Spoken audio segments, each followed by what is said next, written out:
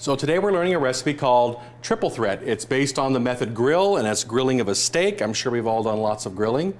But today we're going to talk an awful lot about why and how to determine doneness properly and the importance of letting the item rest, and also some great flavor combos going along with beef. We got some beautiful fatties right here, and I've taken them out of the refrigerator a good 30 to 45 minutes before you're actually going to grill them. You don't want them right out of the fridge and going in the grill pan. That would kind of like really take that center a long time to cook. So they've been kind of temped up, kind of coming to room temperature, something we do in the industry that really gets that nice, beautiful pink, even center. So I've got my grill pan over here. When it comes to grilling, you can do it over charcoal, over wood, over a gas grill. We're using a grill pan here, nice heavy cast iron. That's the big important thing there. You'll notice it has the nice raised lines, something to do well in an apartment setting. So we have our steaks here. One of the first things we like to do is to just put a little bit of oil on them. And I'm just using a regular olive oil here. We're going to use our tongs, keep our hands nice and clean, and we're just going to get some nice oil going on them. And now, whether to season before or after, that's always a big chef's argument. I do like to put a little seasoning on before. I'm just going to use a little bit of a kosher salt, a little bit of freshly ground black pepper. Make sure we hit that on both sides. I am going to be finishing with something a little bit different you may not be used to, and that's a finishing salt. That's going to be a really large flake salt that melts very slowly, but that'll be perfect for when we're done. So we have our grill here, and it's been preheating for quite some time. You want to get that grill nice and hot. You want it so that you, when you go to put the item down, you really hear it sizzle. So we're going to take our steak, and I'm going to set it at what I call at 12 o'clock. That means the steak is going to be going with the lines in the pan. And that's going to start to help achieving that nice, attractive grill marks that we want to see. So we're going to let that happen, and it may take, anywhere from 2, 3, 4 minutes. We're going to peek at it every now and then. But when you do peek at it, be really careful that you're not going to lift it up and look at it, because you won't be able to line it back up again. We're just going to pick it up from the edge and just kind of tilt it up to see if we're getting that nice marking. So we're going to let that get a nice mark. One thing we're going to do now is we're going to go ahead and think of what we're going to do with it afterwards, because that's going to take a while to cook.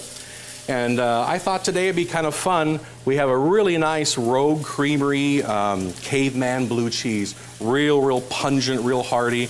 You blue cheese lovers are really going to like this. It's real creamy, and it melts really creamy too.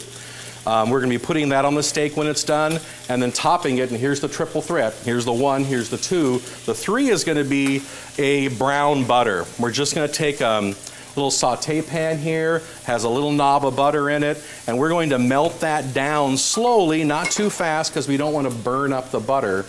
But our goal here is to evaporate out that moisture so that we just have those little milk particles inside. And then what we're going to do there is toast them. You probably have heard of something called brown butter. The French say beurre noisette. But we're going to get that nice brown butter, and that'll go over the blue cheese, start to melt it over the steak, and make it really nice. We're going to go ahead and take a peek now at our marking. I think it looks really good. We're going to leave it on that side, and we're just going to turn it about 60-90 degrees. So what we've done there is we've taken a line like this, so we've achieved those lines, and just moved them. So we're going to get that nice diamond effect on it. And again, that'll take another 2-3 minutes on it. Don't rush your steaks. Don't poke at them. Don't continually lift it. Just kind of let it do its thing. Another great thing I selected for today is a big, thick steak.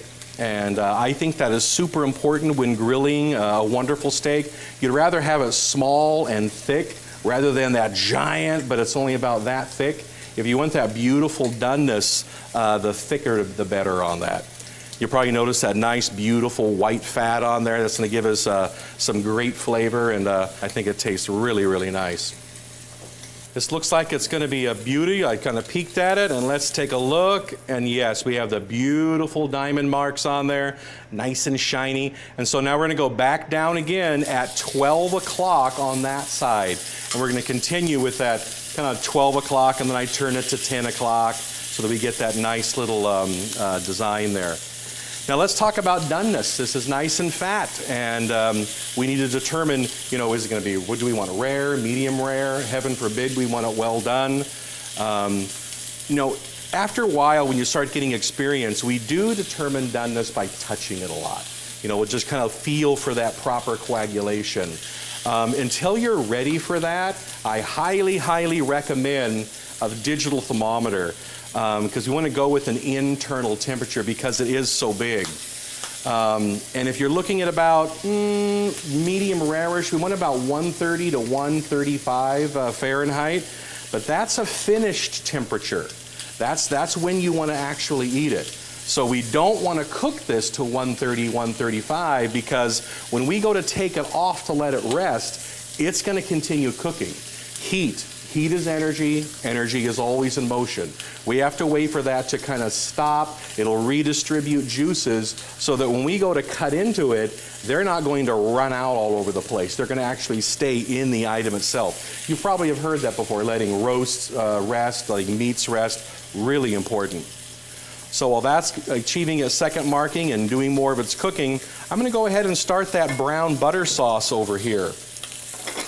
Again, it's just taking butter and melting it, and now we're going to toast up those little milk solids.